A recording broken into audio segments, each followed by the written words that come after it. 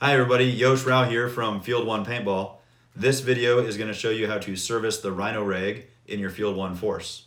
As always, make sure that you have completely degassed the marker and removed any paintballs from your Field 1 Force before doing any work. Alright, so now we're going to talk a little bit about how to service the Rhino Reg in your Field 1 Force. To access the Rhino Reg, it is housed right here just above the ASA, so we're going to remove the grip panels by taking out the 3 grip panel mounting screws on each side, and that's going to be with a 5/64 Allen wrench. Take off this side as well.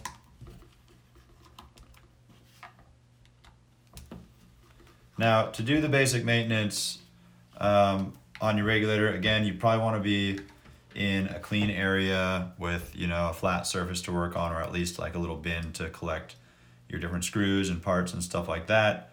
It's not something that you need to do on a very regular basis. I would probably only get into your Rhino Reg if you experience either a decrease in performance or getting, like a slight leak through the bleed hole here, or if you're detecting that maybe you're getting like a first shot hot where you might be experiencing a pressure spike or something like that, and you're getting a hot chronograph shot. That would be a good reason to get into your reg and just give it a cleaning and a once over. So now that we've removed the grip panels, we've got access to the ASA mounting screws, and we're just going to loosen both of those, and that will allow us to drop the ASA and access the Rhino Reg. So I'm going to use a 1/8 Allen wrench to loosen those screws. Quickly spin them out of there. Now once I have those screws removed, I can just pull the ASA straight off, and I've also got my piston and shim stack here. So pretty basic regulator.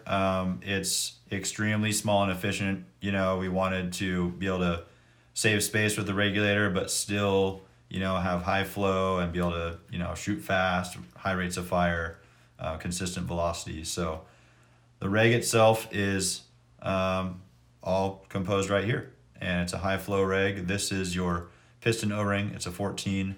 This should be clean and then have a fresh coating of grease on it.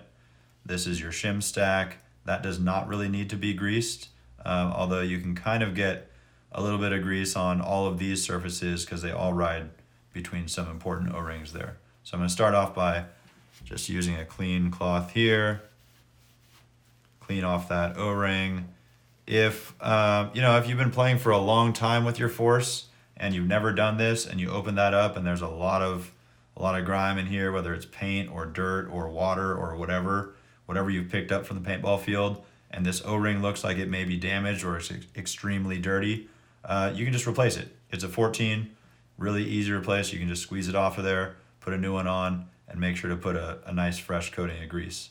Now if we look into our grip frame here, this is our piston housing. So really simple, it's wide open. I like to make sure that's nice and clean. If you have a cotton swab handy like this, you can just kind of work that around in there, and you can see if there's any dirt in there. That one's pretty clean actually. So now I'm going to reapply grease. Nice thin coating all around in there. And I'm going to add grease to my piston O-ring. And roll that all the way around so you have a nice coating. You can kind of feel that groove that the O-ring sits in. And that will fit back in there. So now our piston has been serviced, as well as the piston housing. The next thing that we're going to get into is the regulator itself. Now the regulator is this brass piece here.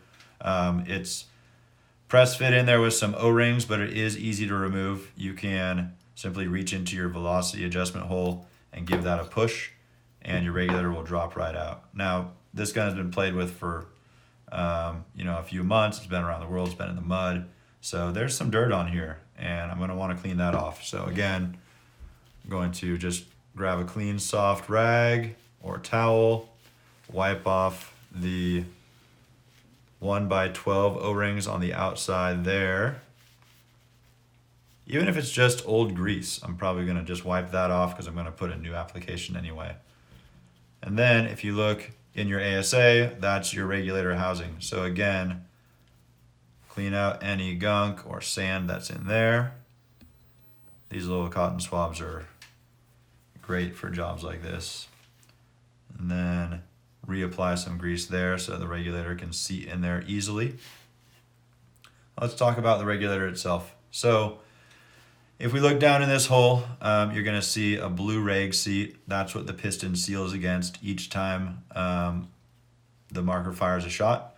The piston rides up and down and allows a new burst of air to fill the chambers in the gun. So that reg seat down there is definitely an important sealing surface. And if I look down there and it's filthy, then I'm definitely gonna clean it. So again, clean cotton swab down there, kind of force it down in the hole and just kind of swish it around. That should clean the reg seat pretty well. Ended up with a little bit of gunk there. And then if we look above the reg seat, we're gonna see that there's a number 8 size O-ring there. And that's a crucial O-ring. So earlier we talked about, if you're experiencing a leak from the reg bleed hole here, that's typically gonna be your number 8. So the number 8 rides on the outside of this piston shaft. And if dirt gets in there and then it rides up and down through, thousands and thousands of shots, this number 8 can wear out, or it might just need new grease. But if you need to change that, you can either reach in there with a pick, which is probably the easiest way to go. Just don't put the pick all the way down to the reg seat. Just grab that number 8 out of there and reapply one. Or if you have, like a C-clip remover tool, that's also an easy way to just pull that C-clip out, pull the washer, and easily replace the number 8 O-ring there. So to get this all back together so it's gonna work well, I'm going to apply a little bit of grease to that number 8 before I put it all back in.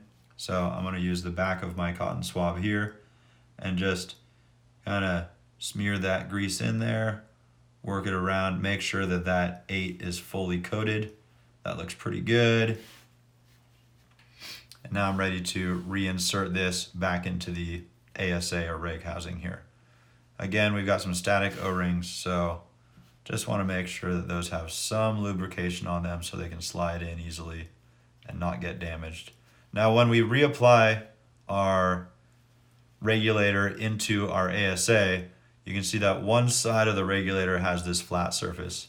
This is going to match up with the flat surface at the back of the opening here. So if we clock this right, I can drop that right in, and you can see those two flat surfaces match up.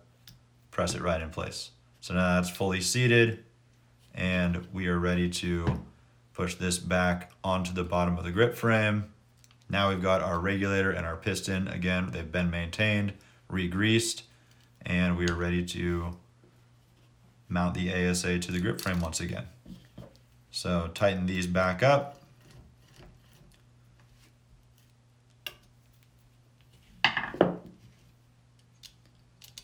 Nice and snug on both sides. Obviously, if this ASA ever feels loose while you're playing, you're probably going to want to address that pretty quickly. It won't necessarily leak right away, but you're going to start getting some fluctuation and potentially a leak through your regulator if this works its way loose. So nice and tight on these ASA mounting screws.